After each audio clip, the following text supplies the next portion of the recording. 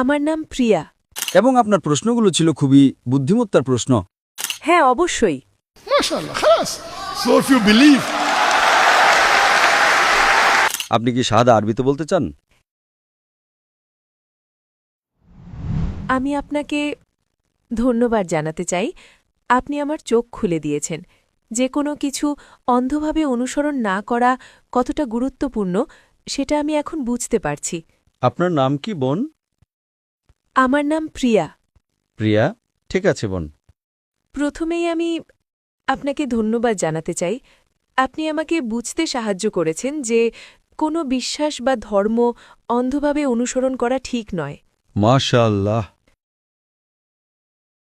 এখন আমি বুঝতে পারছি কোনো বিশ্বাস সম্পর্কে প্রশ্ন করা কতটা জরুরি। কি অন্ধভাবে অনুসরণ করা উচিত আর কি করা উচিত নয় সেটা জানা দরকার। তাই আমার প্রশ্ন হল, কেন নবী মুহাম্মদ সাল্লাল্লাহু আলাইহি ওয়াসাল্লামই কেবল শেষ নবী ছিলেন এবং কেন পথ প্রদর্শনের জন্য আর কেউ আসেননি এই পাপপূর্ণ পৃথিবীতে? বোন খুব ভালো একটি প্রশ্ন করেছেন। কেন নবী মুহাম্মদ সাল্লাল্লাহু আলাইহি সাল্লাম শেষ ও চূড়ান্ত রাসূল ছিলেন, কেন তারপরে আর কোনো রাসূল আসবেন না? এটি খুব ভালো একটি প্রশ্ন। মানুষ আমাকে আরও জিজ্ঞেস করে যে কেন নবী মুহাম্মদকে প্রথমে পাঠানো হয়নি এবং কোরআন প্রথমে নাজিল করা হয়নি, তাহলে সমস্যা হতো না। উভয় প্রশ্নই যুক্তিসঙ্গত, উভয়ই যুক্তিসঙ্গত।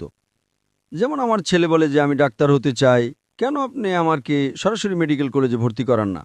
আমি বললাম, না বাবা, প্রথমে তোমাকে যেতে হবে আমার ছেলে নার্সারিতে, জুনিয়র কেজিতে, প্রথম শ্রেণীতে, দ্বিতীয় শ্রেণীতে, ধাপে ধাপে। সুতরাং আল্লাহ সুবহানাহু ওয়া তাআলা আমাদের স্রষ্টা, তিনি মানুষকে সবচেয়ে ভালো জানেন। তিনি জানেন চূড়ান্ত বার্তা কি। তিনি জানেন যে মানুষ শেষ ও চূড়ান্ত বার্তা গ্রহণ করার জন্য এখনও প্রস্তুত হয়নি।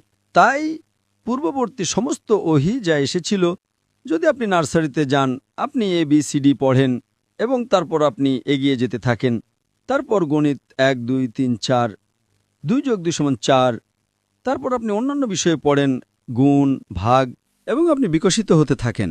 একইভাবে আল্লাহ সুবহানাহু ওয়া তাআলা জানতেন যে যখন মানুষ ছিল, প্রথমে তিনি তাদের বিকাশের উপর নির্ভর করে সহজ বার্তা দিয়েছিলেন এবং আল্লাহ মনে করেছিলেন 1400 বছর আগে সঠিক সময় ছিল যে এখন মানুষ বিকশিত হয়েছে কোরআন আত্মস্থ করার জন্য। কিন্তু কোরআনের সৌন্দর্য হলো আল্লাহ জানতেন যে মানুষ আরও বিকশিত হবে, কিন্তু নিম্নতম প্রয়োজনীয়তা ছিল কোরআন গ্রহণের 1400 বছর আগে। মানুষ সহস্র সহস্র এবং লক্ষ লক্ষ বছর ধরে আছে, আল্লাহ আলম আমরা জানি না। তাহলে আল্লাহ কি করলেন? আল্লাহ শেষ ও চূড়ান্ত বার্তা কোরআন এবং নাজিল করলেন শেষ ও চূড়ান্ত রাসূল সাল্লাল্লাহু আলাইহি সাল্লামকে। কারণ যখন শেষ বার্তা আসে তার একটা সময়কাল থাকে, এবং যখন শেষ রাসূল আসেন তিনি চূড়ান্ত রাসূল। সুতরাং আল্লাহ সুবহানাহু ওয়া তাআলা যখন তিনি শেষ ও চূড়ান্ত বার্তা নাজিল করলেন, আল্লাহ কোরআনে বলেন সূরা মায়েদা অধ্যায় নম্বর 5 আয়াত নম্বর 3, আজ আমি তোমাদের জন্য তোমাদের ধর্ম পূর্ণ করলাম এবং তোমাদের জন্য ইসলাম মনোনীত করলাম এবং তোমাদের প্রতি আমার অনুগ্রহ সম্পূর্ণ করলাম। আল্লাহ মানুষকে বলছেন এই দিনে, এটি ছিল কোরআনের শেষ আয়াত যা নাজিল হয়েছিল, আমি তোমাদের জন্য আমার ধর্ম পূর্ণ করেছি এবং তোমাদের জন্য ইসলাম মনোনীত করেছি।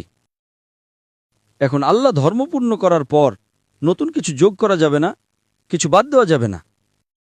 যদি কিছু যোগ করা হয় তার মানে আগেরটি সম্পূর্ণ ছিল না। ঠিক আল্লাহ 5টি 10টি আঙুল দিয়েছেন, যদি আপনি 11টি যোগ করেন তবে এটি সম্পূর্ণ নয়। তাই আল্লাহ দিন পূর্ণ করেছেন এবং শেষ ও চূড়ান্ত ওহী কোরআন, শেষ ও চূড়ান্ত রাসূল মুহাম্মদ সাল্লাল্লাহু আলাইহি ওয়াসাল্লামের মাধ্যমে। এটা কোথায় উল্লেখ করা হয়েছে? যেমন আমি আমার বক্তব্যে বলেছি সূরা আহজাব অধ্যায় নম্বর 33 আয়াত নম্বর 40-এ, মা কানা মুহাম্মাদুন আবা আহাদিম মিন রিজালিকুম ওয়ালাকি রাসূলুল্লাহ ওয়া খাতামুন নবিয়্যিন ওয়া কানা আল্লাহু বিকুল্লি শাইইন আলিমা। যে নবী মুহাম্মদ সাল্লাল্লাহু আলাইহি সাল্লাম তোমাদের কোনো পুরুষের পিতা নন, তবে তিনি আল্লাহর রাসূল এবং নবীদের মোহর। এখন যখন আল্লাহ শেষ ও চূড়ান্ত বার্তা নাজিল করলেন, মানুষ বিকশিত হতে থাকে এবং আমরা কোরআন আরও ভালোভাবে বুঝি। বিজ্ঞান উন্নত হয়েছে, আমরা এখন যেভাবে কোরআন বুঝি, আমরা কোরআনের কিছুটা ভালো বুঝি কারণ বিজ্ঞান উন্নত হয়েছে, কিন্তু বার্তা একই। এখন যেহেতু বার্তা পরিবর্তন হবে না, তাই আমাদের কোনো রাসূলের প্রয়োজন নেই। তাহলে আল্লাহ কি করেন? আল্লাহ মুসলিমদের বলেন, মুসলিম উম্মাহকে বলেন যে এখন তোমাদের দায়িত্ব যে বার্তা পৌঁছে দেওয়া। এবং আমি আমার আলোচনায় বলেছি আল্লাহ সূরা ইমরান অধ্যায় নম্বর 3 আয়াত 110-এ বলেন, তোমরা সর্বোত্তম জাতি, মানুষের কল্যাণের জন্য আবির্ভূত হয়েছ। সুতরাং যেহেতু আর কোনো রাসূল আসবেন না, কারণ যদি কোনো রাসূল আসেন তাহলে একটি বার্তা থাকতে হবে। সুতরাং ওলামারা, দায়ীরা, যাদের অগাধ জ্ঞান আছে, এবং দায়ীরা যারা বার্তা পৌঁছে দেন, তারাই মশাল বাহক। তারা বার্তা পৌঁছে দেন মানুষকে বোঝানোর জন্য। তাই আমাদের দায়িত্ব বিশ্বের বিভিন্ন প্রান্তে যাওয়া এবং সমগ্র মানবজাতির কাছে বার্তা পৌঁছে দেওয়া। তাই কেউ বলতে পারবে না যে বার্তা আমাদের কাছে পৌঁছায়নি। এখন একবার চূড়ান্ত বার্তা সেখানে থাকলে আল্লাহ একটা সময়কাল দেন। আমরা জানি না পৃথিবী কবে শেষ হবে, তার একটা সময়কাল আছে। আমরা জানি না, আল্লাহ জানেন। কবে পৃথিবী শেষ হবে কেবল আল্লাহই জানেন। কিন্তু পৃথিবী ধ্বংসের কিছু আলামত আছে। হাদিসে ছোট আলামত এবং বড় আলামত আছে। ছোট আলামতের মধ্যে আমার ফেসবুক পেজে আমি 87টি ছোট আলামত এবং 10টি বড় আলামত দিয়েছি। ছোট আলামতের মধ্যে প্রথম আলামতগুলোর মধ্যে একটি হলো পৃথিবী ধ্বংসের। ছোট আলামত হলো শেষ ও চূড়ান্ত রাসূল নবী মুহাম্মদ সাল্লাল্লাহু আলাইহি ওয়াসাল্লামের আগমন। এটি একটি ছোট আলামত যে এখন পৃথিবী শেষ হতে যাচ্ছে। কিন্তু কত সময় লাগবে আল্লাহু আলাম। 100 বছর, 200 বছর, 1000 বছর, 10,000 বছর, আমরা জানি না। সুতরাং এটি ছিল প্রথম ছোট আলামত, শেষ ও চূড়ান্ত রাসূলের আগমন। পৃথিবী ধ্বংসের প্রথম কয়েকটি আলামত, প্রাথমিক আলামত হলো মুহাম্মদ সাল্লাল্লাহু আলাইহি ওয়াসাল্লামের আগমন। তারপর আরও অনেক আলামত আছে, আপনারা আমার ফেসবুকে যেতে পারেন। তারপর বড় আলামতগুলো শুরু হবে। সুতরাং আল্লাহ নতুন কোনো রাসূল পাঠাননি, কারণ কোরআন হলো শেষ ও চূড়ান্ত বার্তা। নতুন কোনো বার্তা নেই, নতুন কোনো রাসূল নেই। কিন্তু আল্লাহ নিশ্চিত করেছেন যে তিনি মুসলিম উম্মাহকে বলেছেন যে আমাদের অন্যদের কাছে বার্তা পৌঁছে দিতে হবে। এবং তিনি বলেছেন যে মুসলমানের জন্য সবচেয়ে ভালো পেশা হলো একজন দায়ীর, যা আমি আমার আলোচনায় টাচ করেছি। নবী মুহাম্মদ সাল্লাল্লাহু আলাইহি ওয়াসাল্লাম ছিলেন শেষ রাসূল, এবং আমি আমার আলোচনায় বলেছি যেহেতু তিনি ছিলেন শেষ রাসূল, তিনি ছিলেন রাহমাতুল লিল আলামিন। যদি না হতেন তাহলে তিনি কেবল আরব বর্ষের রহমত হতেন। ঠিক, যদি আরেকজন রাসূল আসতেন তাহলে হয়তো তিনি কেবল একদল মানুষের জন্য হতেন, সম্ভবত আরব বর্ষের জন্য। মনে করেন কোরআন হয়তো 100 বছর, 1000 বছর, 2000 বছরের জন্য, আমরা জানি না। সুতরাং যেহেতু আল্লাহ বলেছেন এটি শেষ ও চূড়ান্ত ওহী এবং নবী মুহাম্মদ সাল্লাল্লাহু আলাইহি ওয়াসাল্লাম শেষ ও চূড়ান্ত রাসূল, তাই এটি সমগ্র মানবজাতির জন্য। এই কারণে নবীর মর্যাদা অনেক উঁচুতে। যেহেতু তার মর্যাদা উঁচুতে এবং বার্তাটি উঁচুতে, আপনি রূপান্তরটা আরও দ্রুত দেখতে পাচ্ছেন। আজ পৃথিবীতে মানব জনসংখ্যার 25%-রও বেশি মুসলমান। আজ পৃথিবীতে সবচেয়ে অবহেলিত মানুষ হলো মুসলমানরা। পৃথিবীতে সবচেয়ে বেশি টার্গেট করা মানুষ হলো মুসলমানরা। সবচেয়ে বেশি সমালোচিত মানুষ হলো মুসলমানরা। সবাই আমাদের বিরুদ্ধে, তবুও বার্তা পৌঁছে যাচ্ছে। এটি শেষ সময় বোন। সুতরাং যেহেতু এটি শেষ সময়, তাই নতুন আর কোনো রাসূল আসবেন না। কিন্তু বার্তার শক্তি এতই প্রবল, এটি বিশ্বের অনেক মানুষকে অন্তর্ভুক্ত করছে। আগের যারা ধর্মগ্রহণ করেছিল, খ্রিস্টান ধর্ম ইত্যাদি, তারা কেবল নামমাত্র ছিল। আজ পৃথিবীতে যখন মানুষ খ্রিস্টান বলে, তারা খ্রিস্ট ধর্ম পালন করে না। যেসব মানুষ ধর্ম পালন করে, ব্যবহারিকভাবে কোনো ধর্ম পালন করে, 1 নম্বরে আছে ইসলাম। সুতরাং বোন, মূল উত্তর হল যেহেতু বার্তাটি শেষ, তাই রাসূলকেও শেষ হতে হবে। কিন্তু বার্তাটি এতই শক্তিশালী এবং রাসূল এতই প্রেমময়, এতই শক্তিশালী, এতই সার্বজনীন, যেটি বিশ্বকে পরিবর্তন করছে। আশা করি প্রশ্নের উত্তর পেয়েছেন বোন। আপনাকে অনেক ধন্যবাদ। আর কোনো প্রশ্ন আছে বোন? হ্যাঁ, স্বাগতম। শুকরান। আমার শুধু শেষ প্রশ্ন আছে, কেনই বা আল্লাহ এই পৃথিবী সৃষ্টি করলেন আর আমাদের এই পরীক্ষার মধ্যে ফেললেন, যখন তাকে এটি শেষ করতে হবে? পৃথিবীকে আবার শেষ করতে হবে?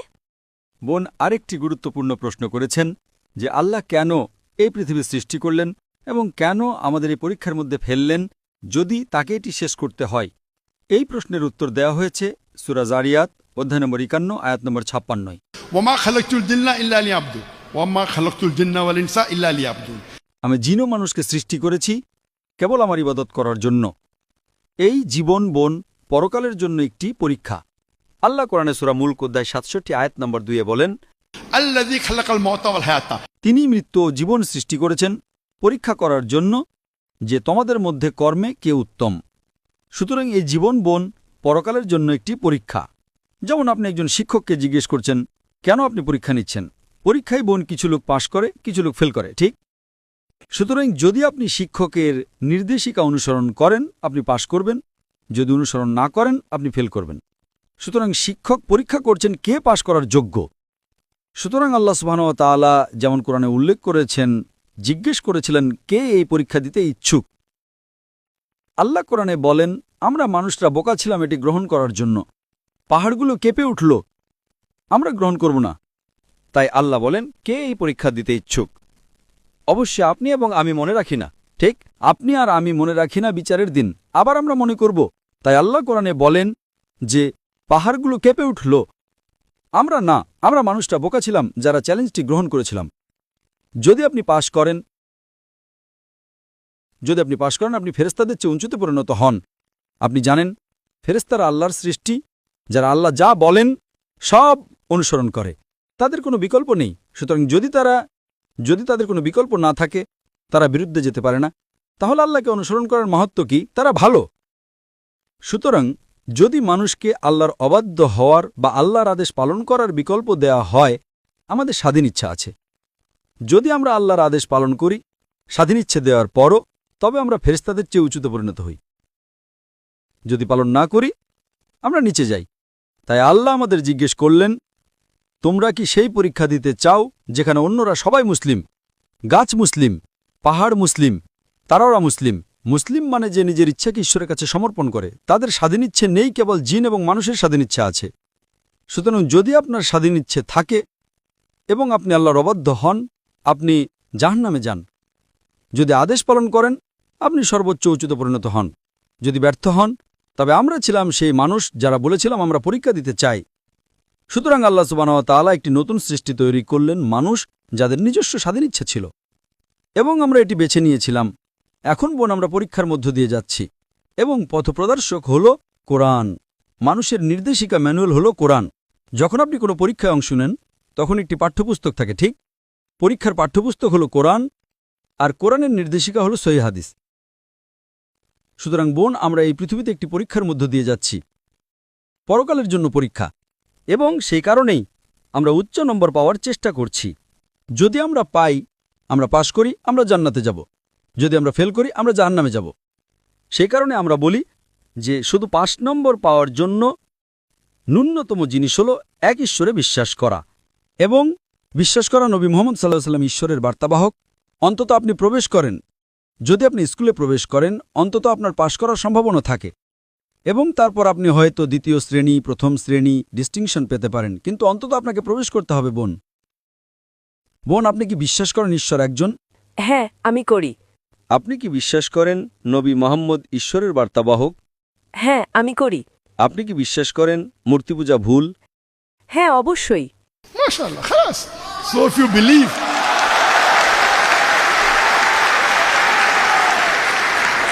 সুতরাং যদি আপনি বিশ্বাস করেন যে ঈশ্বর একজন, এবং আপনি বিশ্বাস করেন মূর্তি পূজা ভুল, এবং আপনি বিশ্বাস করেন যে নবী মুহাম্মদ সাল্লাল্লাহু আলাইহি সাল্লাম আল্লাহর রাসূল, তবে আমার মতে আপনি একজন মুসলিম। বোন, আপনি কি শাহাদা বলতে চান? আপনি কি শাহাদা আরবিতে বলতে চান? এগুলো আনন্দের অশ্রু বোন। আপনি কি শাহাদা আরবিতে বলতে চান? Yes. yes? MashaAllah. Takbir.